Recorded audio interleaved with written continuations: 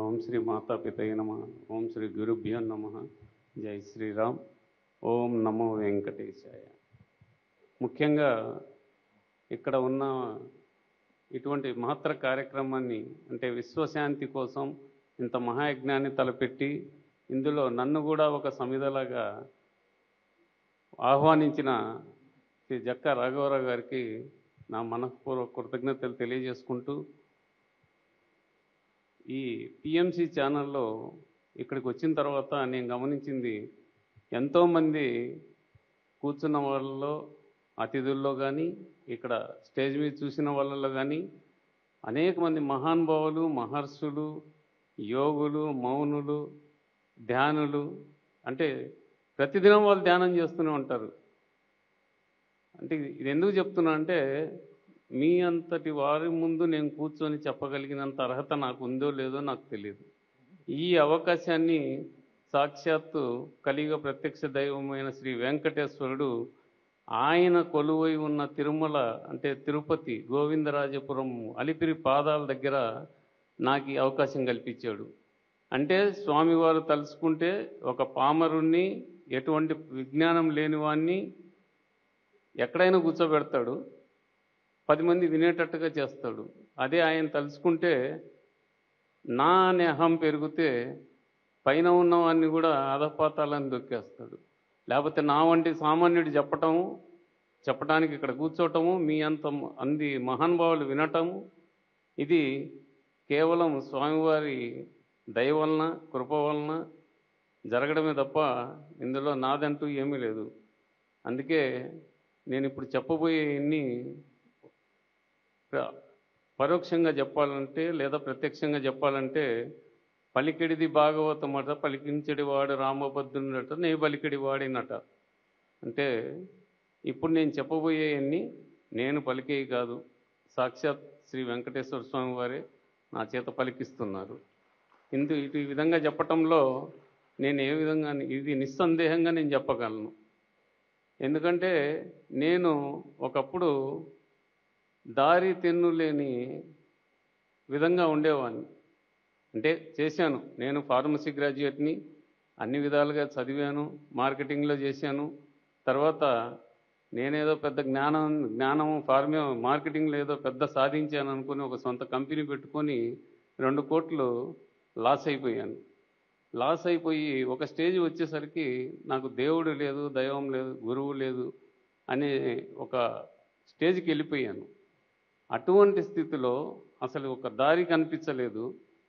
2 పిల్లలు, ఏం చేయాలో అర్థమయ్యేది కాదు. దేవుడిని చూస్తే అసలు దేవుడు ఉన్నాడా ఫస్ట్ మొదట నాకు వచ్చిన ప్రశ్న. ఉంటే నన్ను ఎందుకు ఇలా చేస్తున్నాడు? లేదా గురువు ఉన్నాడా? గురువు ఉంటే ఇట్లా ఎందుకు చేస్తాడు? గురువు అంటే ఏంటి? అజ్ఞానం అనే చీకటిని మనకు తొలగించి దారి చూపించేవాడు. మరి ఇక్కడ నాకు వారి ఇద్దరు కూడా కనిపించలేదు. ఎందుకంటే నాకు ఎప్పుడైతే దారి కనిపించలేదో నేను నమ్మదలుచుకోలేదు. అటువంటి స్థితిలో అక్టోబర్ 3వ తారీఖు శుక్రవారము, ఆ రోజు శ్రవణ నక్షత్రం, విజయదశమి 2014 నేను గుంటూరులో వికాస్ నగర్లో రోడ్డు మీద నడుస్తుండగా సుమారు 9:45, 9:50 ఉదయం పూట, ఆ సమయంలో ఒక 40-45 సెకండ్స్ శ్రీ వెంకటేశ్వర స్వామి వారు, నేను రోడ్డు మీద నడుస్తున్నానా, ఆయన వచ్చి ఎదురుగా నిలబడ్డారు. నిలబడి ఒక్క చిరునవ్వు నవ్వారు. నవ్విన తర్వాత నేను ఆయన చూస్తున్నా, అసలు నేనేమన్నా భ్రమలో ఉన్నానా, ఈయన నాకు కనిపించడం ఏంటి? ఎందుకంటే మనందరికీ తెలిసిందే ఆయన మామూలోడు కాదు, చాలా కఠినాత్ముడు, శిలారూపంలో ఉన్న కఠినాత్ముడు అని చెప్పచ్చు. పెద్ద పెద్ద వాళ్ళు హిమాలయాల్లో అన్ని చోట్ల తపస్సులు చేస్తుంటారు, ఎక్కడ అడవుల్లో ఆయన్ని ఎతుకుతూ ఉంటారు. అటువంటిది నాకు కనిపించడం ఏంటి ఒక సామాన్యునికి అని నేను నమ్మలేదు. కానీ ఆ 30-40 సెకండ్స్ తర్వాత ఆయన వెళ్ళిపోవటము, ఆ తర్వాత నా మైండ్లో ఒక సంకీర్తనలాగా రావటము, ఆ విధంగా స్టార్ట్ అయిన సంకీర్తన ఈరోజు అంటే నిన్నటికి 3983 సంకీర్తనలు రాయించారు స్వామివారు. ఆ సంకీర్తనలన్నీ ఇప్పుడు మీకు బాలాజీ రమణ అనే ఒక యూట్యూబ్లో వస్తున్నాయి. ఇందాక మహానుభావురాలు ఎవరో ఆమె చెప్పారు, పిఎంసి ఛానల్ ఈ విధంగా యుఎస్లో ఇట్లా ఉంది అని చెప్పి, అదేవిధంగా నేను కూడా యుఎస్కి వెళ్ళడం జరిగింది. నాకు ప్రవచనాలు చెప్పిన అనుభవం లేదు, ఈ విధంగా ప్రసంగాలు చేసిన అనుభవం లేదు, వేదాలు చదివిన అనుభవం లేదు. కానీ నాకు ఒక పర్సను ప్రవీణ్ గారు అని చెప్పేసి ఆయనే ఆర్గనైజ్ చేసి దగ్గర దగ్గర 4 lakhs ఖర్చు పెట్టి మీరు రావాలి ఖచ్చితంగా అని చెప్పేసి అక్కడ ఉన్న వెంకటేశ్వర స్వామి టెంపుల్స్ నార్త్ కరోలినా కానీ ర్యాలీ కానీ అక్కడ ఉన్న టెంపుల్స్లో ఒక 5 నుంచి 8 చోట్ల ప్రవచనాలు నా చేత చెప్పించారు. అంటే నేను ప్రవచనం అని చెప్పను, నాకు జరిగిన ఎక్స్పీరియన్స్లు చెప్పాను. ఎందుకంటే నేను ప్రవచనకర్తను కాదు కాబట్టి. ఈరోజు వరకు స్వామివారు 3,982 సంకీర్తనలు రాయించారు. రేపు విజయదశమికి స్వామివారు నాకు ఇచ్చిన దీని ప్రకారం 4,001 సంకీర్తన రాయాలి. అది తొందరలో పూర్తి కాబోతుంది. అది కూడా తిరుమలలో ఆ రోజు నేను స్వామివారికి సమర్పించబోతున్నాను ఆ సంకీర్తన కుసుమావళి.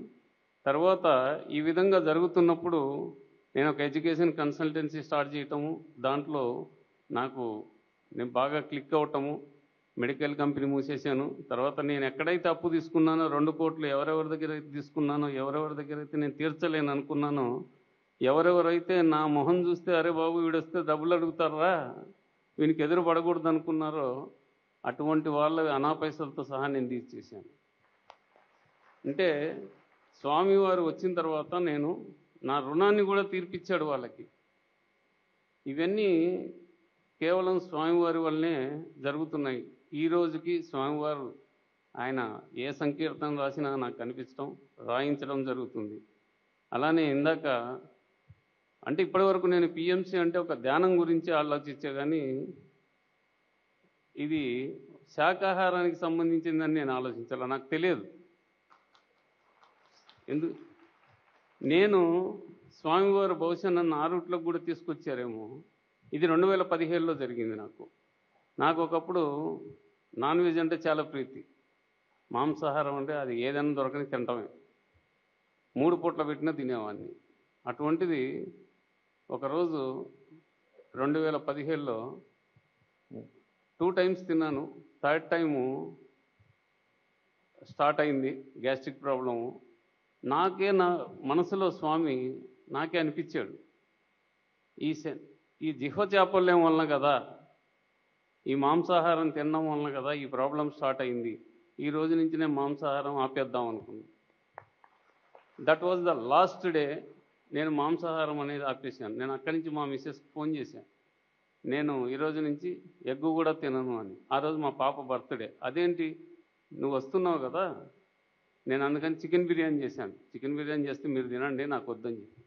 నాతో పాటు ఆమె కూడా మానేసింది. ఇప్పుడు ఆమె కూడా ఎగ్గు కూడా తిందు.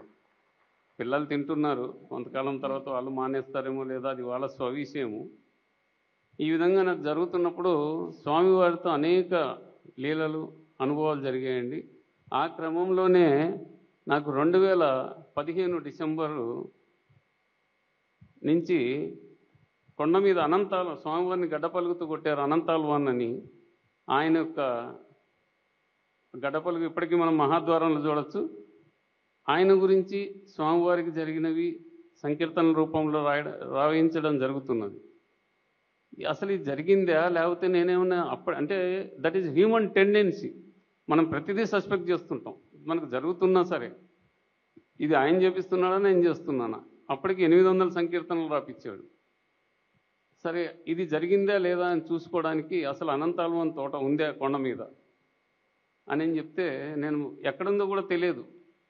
బయటికి వచ్చిన తర్వాత స్వామివారు కనిపించి నేను తీసుకెళ్తా అని చెప్పేసి ఆ రూట్లో ఆయనే నా ముందు నడుస్తుంటే నేను వెళ్తే అక్కడ తోట ఉంది. ఆ తోట దగ్గరికి వెళ్ళి అక్కడ వాళ్ళ 26వ జనరేషన్ శ్రీమాన్ టిఏపి రంగాచారి గారు అని ఉన్నారు. ఆయన నన్ను చూడగానే ఆప్యాయంగా పిలిచారు. పిలిచిన తర్వాత ఈ తోట నుంచి తులసి అవన్నీ వెళ్తుంటాయి, ప్రథమార్చన మాదే అని చెప్పారు. ఎందుకంటే పుష్ప కైంకర్యం చేసింది స్వామివారికి అనంతాల్వాన్, మా ప్రథమ కైంకర్యం మాదే అని చెప్పటం. నేను అక్కడికి తర్వాత అడిగాను ఇక్కడేమన్నా మొక్కలు నాటచ్చా అని. నాటచ్చు అన్నారు. ఈరోజు ఆ తోటలో ఎంత అభివృద్ధి చెందిందంటే ఆ తోట ఆల్మోస్ట్ మీకు ప్రతి ఒక్కరూ అనంతాల్వాన్ తోట చూస్తున్నారు. అంటే నేను వెళ్ళినప్పుడు 2015 డిసెంబర్లో 10 మంది వస్తే ఈరోజు ఆ తోటకి కనీసం మినిమం 250 మంది వస్తున్నారు. అంటే ఆ తోటకి దాంట్లో అక్కడ అమ్మవారిని కట్టేసినందుకు గుర్తుగా మహాలక్ష్మి అమ్మవారి విగ్రహం నా చేత నేనే పెట్టించాను. అంటే నేనని చెప్పడం లేదు, నాకు అవకాశం ఇచ్చాడు భగవంతుడు. అలానే లోపల దశావతారాలు కానీ పెయింటింగ్స్ అని అక్కడ 950 సంవత్సరాల కిందటి మండపం ఉంది. మీరు వెళ్తే అందరు దయచేసి అనంతాల్వాన్ తోటకి వెళ్ళండి. మీకు అక్కడ అనంతాల్వాన్ బృందావనం ఉంది. ఇప్పటికీ స్వామి 2 సార్లు వస్తాడు అక్కడికి తోటకి, మలయప్ప స్వామి. ఆ అనంతాల్వాన్ తోటలో అట్లానే కృష్ణుడి విగ్రహం పెట్టించడం జరిగింది. తర్వాత ఏ పరిజ్ఞానం లేని నా చేత, ఏ శాస్త్రాలు చదవని నా చేత అనంతాల్వాన్ అష్టోత్తరం రాపిచ్చారు. పద్మావతి దేవి అమ్మవారి అష్టోత్తరం రాపిచ్చారు. ఇప్పటికీ గ్రానైట్ మీద చెక్కి అక్కడ ఉంటాయి, మీకు అవి కూడా చూడొచ్చు. అంటే తర్వాత 2019 విజయదశమి రోజు అనంతాల్వాన్ చరిత్ర వ్రాయమని వాళ్ళు అడిగారు. నేను అప్పటికి ఆయన మీద కంప్లీట్గా ఒక బుక్ అనేది లేదు.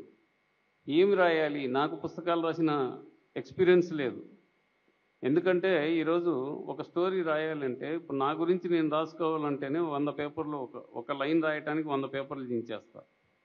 అటువంటి మహానుభావుల గురించి నేను ఎక్కడ రాయగలను, నాకేం తెలుసని రాయగలను అనుకున్నాను. నేను రిటర్న్ వచ్చాను ఇంటికి. విజయదశమి రోజు కూర్చున్నాను. నాకు ప్రతిదీ విజయదశమి రోజు ఎక్కువ జరుగుతుంటాయి. కూర్చొని రాయటం అసలు ఊరక మౌనంగా కూర్చున్నాను. ఓం నమో వెంకటేశ అనుకుంటూ రాయటము. తర్వాత 9:30 కూర్చున్నామని 11కి మా మిస్సెస్ వచ్చి ఇట్లా భుజం మీద తట్టి టిఫిన్ చేయవా అని అడిగింది. ఎంత అయింది టైం? 9:30 కదా అన్న. కాదు 11 అయింది. చూడు నువ్వు అంటే చూస్తే శ్రీమాన్ అనంతాల్వాన్ జీవిత చరిత్ర ప్రథమోధ్యాయం సంపూర్ణ అని నేను రాసిందని నాకు కనిపిస్తూ ఉంటే, అదే మీకు ఈ బుక్. అంటే 18 అధ్యాయాలు 18.5 గంటల్లో 18 రోజుల్లో స్వామివారు నా చేత వ్రాయించిన మొదటి పుస్తకం ఇది. మీకు తిరుమలలో ఈ పుస్తకం అక్కడ అనంతాల్వాన్ తోటలో దొరుకుతుంది. దీంట్లో జరిగే దీంట్లో ఈ పుస్తకంలో పొందుపరిచిన ప్రతి సన్నివేశము స్వామివారు నన్ను 900 సంవత్సరాల కిందటికి తీసుకెళ్ళి అప్పటి తిరుమల చూపించి నా చేత వాళ్ళు అనంతాల్వాన్ ఆయన మాట్లాడుకునేది వినిపించి నా చేత రాపిచ్చారు. ఈ పుస్తకం చదివిన తర్వాత కొన్ని వేల మంది, ఇది ఇప్పుడు ఇంగ్లీష్లోకి ట్రాన్స్లేట్ అయింది, కన్నడలో ట్రాన్స్లేట్ అయింది, తమిళ్లో ఉంది, కొన్ని వేల మంది చదువుతున్నారండి పుస్తకాలు. నాకు రోజు ఫోన్లే వస్తాయి బుక్ గురించి. ఈ పుస్తకం నిత్యపారాయణం చేసేవాళ్ళు ఉన్నారు. అట్లానే దీని తర్వాత స్వామివారు తిరుమల నంబి, ఆయన తిరుమల ప్రథమ ఆచార్య పురుషుడు, ఆయన రామానుజాచార్యుల గారికి మేనమామ. ఆయన గురించి బుక్ రాపిచ్చారండి. 9 రోజుల్లో 9 అధ్యాయాల్లో రాపిచ్చారు. వాళ్ళ 37వ తరం వాళ్ళు ఉన్నారు ఇప్పుడు. దాని తర్వాత స్వామివారికి మట్టి తులసితో పూజ చేసిన కురువర్తి నంబిని, మన అన్నమయ్య కీర్తనలు చెప్పినట్టు కుమ్మరి దాసుడైన కురువర్తి నంబి రమ్మన్న చోటికి వల్ల వచ్చి వరములు ఇచ్చిన వాడని ఆయన బుక్ రాపిచ్చారండి. ఈ బుక్ దీంట్లో స్వామివారు ఆయన తత్వం, నిజతత్వం ఏమిటి, ప్రేమకు ఎట్లా లొంగిపోతాడు. స్వామివారికి కలియుగంలో శ్రీ వెంకటేశ్వర స్వామి గారికి రెండో ముఖ్యమండి. మనము కోట్ల రూపాయలు ఇస్తున్నామా, చెక్కులు ఇస్తున్నామా, లేకపోతే బంగారు 100 కేజీలు ఇచ్చామా అనేది చూడండి. ఆయన మీద ప్రేమతో ఎవడొస్తున్నాడో, ఎవడైతే ధర్మంగా ఆయన దగ్గరికి వస్తున్నాడో వాడంటే స్వామివారికి ప్రీతి. చాలామంది నాతో చెప్తూ ఉంటారు, మేము స్వామివారి దగ్గరికి వెళ్ళాం, గంట కూర్చున్నామండి అభిషేకంలో, అబ్బా ఏం చూసామండి అంటారు. బయటకు వచ్చిన తర్వాత ఆయన గురించి చెప్పలేరు. ఏం చూశారు అంటే, ఎందుకంటే స్వామివారికి గంట సేపు చూసామా 2 గంటల సేపు చూసామా కాదు, మనం చూసామని కాదు, ఆయన చూపు ప్రత్యక్షంగా మన మీద ఒక క్షణం పడిందా లేదా అనేది. ఇదంతా ఎందుకు చెప్తున్నాను. దాని తర్వాత మాకు ఒక రామాలయం ఉంది, మా కులదైవము. 140 సంవత్సరాల కిందటి రామాలయము పూర్తిగా శిథిలమైపోయింది. ఈరోజు దాన్ని జీర్ణోద్ధరణ చేసి అక్కడ బోయమడుగులని భైరవకోన దగ్గర మీరు ఎవరైనా పిరమిడ్ వాళ్ళు వస్తే అకామిడేషన్ అన్నీ ఉన్నాయి అక్కడ. మెడిటేషన్కి it is the best centre. మీరు హ్యాపీగా చేసుకోవచ్చు, ఎటువంటి ఇబ్బందులు ఉండవు. చుట్టూ మన తిరుమల ఎట్లా ఉంటుందో అట్లానే ఉంటాయి కొండలు, చాలా ప్రశాంతంగా ఉంటుంది. ఆ రామాలయాన్ని ఇప్పుడు జీర్ణోద్ధరణ చేసి ఆ రామాలయం తరఫున కార్యక్రమాలు మేము చేస్తున్నాం. అంటే ఒకప్పుడు అర్చకుడికి జీతానికి ఇవ్వడానికి కూడా మా దగ్గర డబ్బులు లేవు. అటువంటిది స్వామివారిని నన్ను రప్పించుకొని అక్కడికి, నేను మీ కులదైవాన్ని, నువ్వు రా ఇక్కడికి వచ్చి చెయ్యని ఆయన ప్రత్యక్షంగా చెప్తే నేను అక్కడికి వెళ్ళిన తర్వాత జీరోతో స్టార్ట్ చేసి ఈరోజు 1,20,00,000 వర్క్ చేపించాం అక్కడ. గెస్ట్ హౌస్, స్వామివారికి నిత్య కైంకర్యాలు ఇవన్నీ. తర్వాత రీసెంట్గా స్వామివారికి మనకు తెలుసు ఇక్కడ గొల్ల వంశస్థులు ఉంటారు, అంటే యాదవులు. కృష్ణుడు యాదవ వంశస్థుడు. ఆయన వాళ్ళు స్వామివారి ప్రథమ దర్శనం వాళ్ళే తలుపులు తీస్తారు సుప్రభాత సమయంలో. వాళ్ళ చరిత్ర రాపిచ్చారండి. మొన్న జనవరి కనుమ పండుగ రోజు లాంచ్ చేయించారు ఈ బుక్. మన టీటీడీ చైర్మన్ నాయుడు గారు, తర్వాత జేఈఓ వెంకయ్య చౌదరి గారి ద్వారా. అంటే స్వామివారి లీలలు అనంతం, అద్భుతం అండి. స్వామివారి ఇది విశ్వశాంతి మహాసభలు అని రాఘవరావు గారు చెప్తూనే నేను చాలా ఆనందంగా ఫీల్ అయ్యాను. ఎందుకంటే అది స్వామివారి తత్వం, మన హైందవ సాంప్రదాయం, హైందవ సనాతన ధర్మం. మన ధర్మంలో చెప్పబడింది విశ్వశాంతి, ధర్మ పరిరక్షణ. ఈ విశ్వశాంతి, ధర్మ పరిరక్షణ కోసమే కృతయుగంలో అయితే అనేక హోమాలు చేశారు, యజ్ఞాలు చేశారు, అది సత్యయుగం. త్రేతాయుగంలో శ్రీమన్నారాయణుడు సాక్షాత్తు దశావతారాల్లో శ్రీరాముడిగా వచ్చి రావణ కుంభకర్ణాదులను చంపాడు. ద్వాపరయుగంలో కృష్ణుడిగా వచ్చారు, దుష్ట శిక్షణ శిష్ట రక్షణ ఆయన చేశారు, యదా యదా హి ధర్మస్య అని చెప్పి. ఆ విధంగానే కలియుగంలో మనకు ప్రత్యక్ష దైవమై శ్రీమన్నారాయణుడే, శ్రీ వెంకటేశ్వరుడై, కటివరదహస్తుడై ఆయన పాదపద్మాలు చూపిస్తూ, అరే మీరు నా పాదాలను శరణని వేడుకుంటే మీకు సంసారం కటివరకే అని. కాబట్టి ఇటువంటి మహత్తరమైన విశ్వశాంతి జరపటం, ఈ కార్యక్రమం జరపడం అనేది స్వామివారికి ఎంతో ప్రీతికరమైందని నా భావన. ఎందుకంటే ఆయన ఇంటెన్షన్ కూడా అదే. ఇక్కడికి ఎందుకు వచ్చారు ఆయన? కలియుగంలో ధర్మం ఒక పాదం మీద నడుస్తుంది, దీన్ని ఒక పాదం మీద నిలబెట్టడానికి, విశ్వశాంతి నెలకొల్పడానికి, ధర్మ పరిరక్షణ చేయటానికి ఆయన వచ్చి తను భార్య పిల్లలను వదిలేసి వచ్చాడు. భార్యలను వదిలేసాడు, కొండ మీద నిల్చొని ఉన్నాడు పద్మపీఠం మీద. పాపం ఆయనకి గ్యాప్ ఇవ్వటంలో మనం అరగంట కూడా టైం ఇవ్వము, కనీసం భార్యతో వెళ్ళి మాట్లాడుకోవడానికి. అటువంటి ఆయన ఆ విధంగా కంప్లీట్గా ఆయన సమయాన్ని అంతా వెచ్చించి మన కోసం, అరే మీరు ధర్మంగా బతకండి, విశ్వశాంతి కోసం పాటుపడండి అని చెప్పాడు. అట్లనే కలియుగంలో నవవిధ భక్తుల గురించి చెప్పారు మహానుభావులందరూ. నవవిధ భక్తుల్లో అత్యంత ప్రశస్తమైనది నామ సంకీర్తన, నామస్మరణ. ఎందుకంటే నవవిధ భక్తుల్లో మనం చేసే అర్చన, దాస్యము, ఇవన్నీ ఉన్నాయి, శ్రవణము, నయనము, వీటన్నిటిలో నామ సంకీర్తనకున్న విశిష్టత వేరే. ఎందుకంటే మనం ఒక పూజ చేయాలి అంటే, అర్చన చేయాలన్నా, వినాలన్నా, లేదా చూడాలన్నా మనకు ఒక మూర్తి ఉండాలి. మన హిందూ సాంప్రదాయం ప్రకారము మనం ఆయన్ని పూజ చేస్తూ ఉండంగా తర్వాత మనకి ఒక భావన కలుగుతుంది, ఇది జరుగుతుంది. కానీ నామ సంకీర్తన చేసేటప్పుడు కానీ, నామస్మరణ చేసేటప్పుడు కానీ, ఓం నమో వెంకటేశాయ అంటూ సదా నామస్మరణ చేస్తుంటే ఆయన రూపమే మనకు నిలిచిపోతుంది. అదే మనకు కలియుగంలో మోక్షానికి మార్గం. అంతకుమించి వేరే మార్గం ఏది లేదు. ధ్యానం చేయాలి. మీరు ధ్యానం ప్రతిరోజు ఒక 20 నిమిషాలు ధ్యానం చేయండి. ఈ 20 నిమిషాల ధ్యానము మనం చేసింది, లేదా 20 నిమిషాలు నామ సంకీర్తన చేయండి, లేదా నామస్మరణ చేయండి, మీకు నచ్చిన గురువును కానీ, లేదా మీకు నచ్చిన దేవుణ్ణి పట్టుకొని. ఆటోమేటిక్గా మీకు మనశ్శాంతి కలుగుతుంది. ఆ వచ్చిన మన ఎనర్జీ లెవెల్స్ ఆ రోజు మనం చేసే పనుల్లో ఆటోమేటిక్గా మనకి ఆ పనులు సక్రమంగా చేయగలుగుతాం. ఈ ధ్యానం వలన మరి నేను చెప్పగలిగేంతటి వాడిని కాదు, నాకు తెలియదు. ధ్యానం వలన ఏం జరుగుతుందంటే మనలో విచక్షణ కలుగుతుంది. ధ్యానం వలన ఒక పని చేస్తున్నాం, సపోజ్ ఒకరిని కొట్టాలనుకున్నాం, కానీ అవతలి వాడిని కొట్టే ముందు జ్ఞానం లేనివానిగా మనం ఒక అజ్ఞానిగా పోయి కొట్టేస్తాం. కానీ అవతలి వాడిని అదే ఈ ధ్యానం చేస్తూ ఉంటే లేదా స్వామిని నామ సంకీర్తన నామస్మరణ చేస్తుంటే ఒక పని చేయబోయేటప్పుడు మనం ఆలోచిస్తాం, వాడిని కొట్టాలంటే రీజన్ ఏంటి, అసలు కొట్టాలా లేదా, శాంతియుతంగా వెళ్ళాలా, వాడు మంచివాడు అయి ఉండొచ్చు. అంటే మన క్షణికావేశము మనల్ని పాడు చేస్తుంది.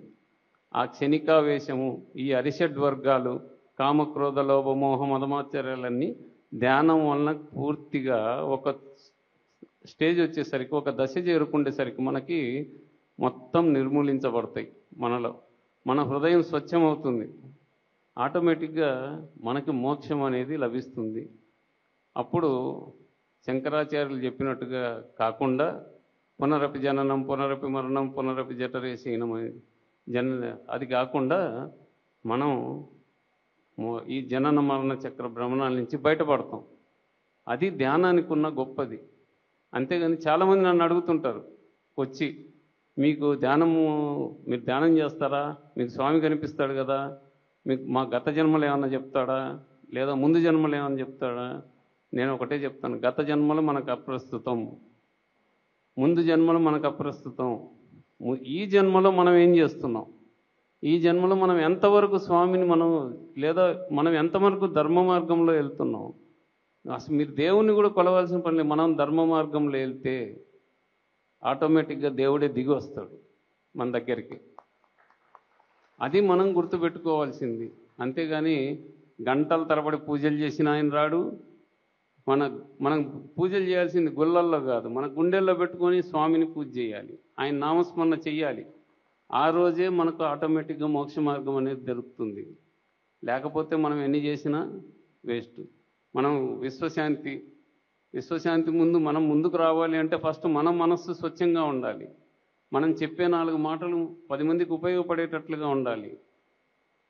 నేనేదో ఈరోజు ప్రసంగం చెప్పాను, నా దారిపాటికి నేను వెళ్ళిపోతాను, మీ అందరికీ చెప్పేవాడికి ఏదో అంటారు కదా, చెప్పేదానికే నీతులు ఉన్నాయని, అది చేయకూడదు. అది చేస్తే ఆటోమేటిక్గా ఇంకోటి, నా అనే గర్వం అనేది, నా అనే పదము స్వామికి నచ్చదు. ఇప్పుడు నేను చెప్తున్నాను, నేను అంటే ఇక్కడ దేహుణ్ణి మాత్రమే, ఆత్మస్వామి. ఆత్మకు పరమాత్మకు భేదం ఏం లేదు. మనం స్మరణ నామ సంకీర్తన ధ్యానము ఇవన్నీ చేస్తుంటే ఈ ఆత్ముడే పరమాత్ముడే కూర్చుంటాడు. పరమాత్ముడు ఎక్కడో లేడు, మనలోనే ఉన్నాడు. ఇది ధ్యానానికి ఉన్న ప్రత్యేకత. తర్వాత మనం ఎవరమైనా సరే, ఈరోజు నేను ఇక్కడ కూర్చొని చెప్తున్నాను అంటే నాకు పెద్ద ఇది ఉంది, విద్య ఉంది, నేను వచ్చి చెప్తున్నాను అంటే స్వామికి నచ్చదు. అహం బ్రహ్మాస్మి అంటారు. ఎప్పుడైతే మనకి ఆ అహం అనేది కలిగితే మనల్ని తొక్కటం కూడా స్టార్ట్ చేస్తారు. మనమే పతనం అయిపోతాం. కాబట్టి అందరము విశ్వశాంతి కోసం మనం పోరాడాలి అంటే, విశ్వశాంతి జరగాలి ప్రపంచంలో అంటే ముందు మనం ధర్మ మార్గంలో నడవాలి. అట్లానే ధ్యానము చెయ్యాలి, నామస్మరణ చెయ్యాలి. తర్వాత చేతనైనంత వరకు సహాయం చేయటం తప్ప అనవసరంగా మనం ఉపకారం చేయకపోయినా పర్వాలేదు కానీ అపకారం చేయొద్దు అంటారు. కాబట్టి మన దారిలో మనము ధర్మ మార్గంలో వెళ్తూ ఉండాలి. కోట్లు సంపాదిస్తున్నారు, ఏం లాభం, వట్టి చేతులు తెలుతున్నారు పైకి. కానీ మనం సాధిద్దాం, విశ్వశాంతికి మన వంతు మనం చేద్దాం. ఇక్కడున్న ప్రతి ఒక్కరు నాకంటే ఎంతోమంది మహానుభావులు ఉన్నారు.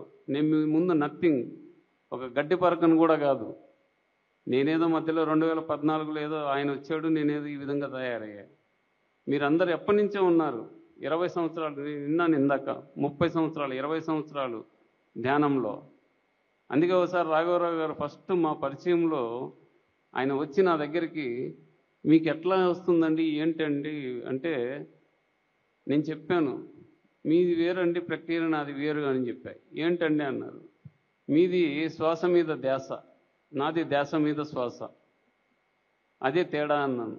అదేంటండి అంటే అని చెప్పా, మీరు చెప్పేది ఏంటి, ధ్యానంలో శ్వాస మీద ధ్యాస పెట్టి మిమ్మల్ని ఉద్ధరించుకోమని చెప్తున్నారు.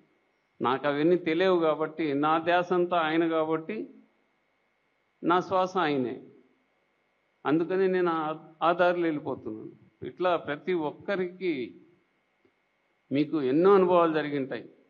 తిరుమల ఒక మహాపవిత్ర క్షేత్రం అండి. అటువంటి చోట ఇక్కడ ఈ విధంగా ఇటువంటి మహత్తరమైన కార్యక్రమాన్ని నిర్వహించి విశ్వశాంతి కోసం పిఎంసి ఛానల్ వాళ్ళు చేస్తున్న ఈ కృషి నిజంగా ఇది అభినందనీయం. చాలా ఛానల్స్ ఉన్నాయి, నేను చూస్తున్నాను. ఏదో వస్తారు, వాళ్ళు ఏదో చేస్తుంటారు, ఏదో కొన్ని కార్యక్రమాలు పెడతారు, టికెట్లు పెడతారు, దానికి రమ్మంటారు, ఏదో పోతాం, మనం పోతాం, ఓ పూజలు చేసేస్తాం. ఇవన్నీ అవసరం లేదండి, అవి కాదు. ఇటువంటి కార్యక్రమాలు అన్ని ఛానల్స్ వాళ్ళు పిఎంసితో పాటు అట్లీస్ట్ పిఎంసిని చూసి ఒక ఐడియా, ఒక రోల్ మోడల్గా తీసుకొని అన్ని ఛానల్స్ వాళ్ళు చేసి దాన్ని జనాలందరికీ ఆ జ్ఞానాన్ని, ధర్మ మార్గాన్ని నెలకొల్పి వాళ్ళ మైండ్లలో కల్పించి ఈ విధంగా విశ్వశాంతికి చేస్తే అది సర్వత్రా హర్షణీయమవుతుంది.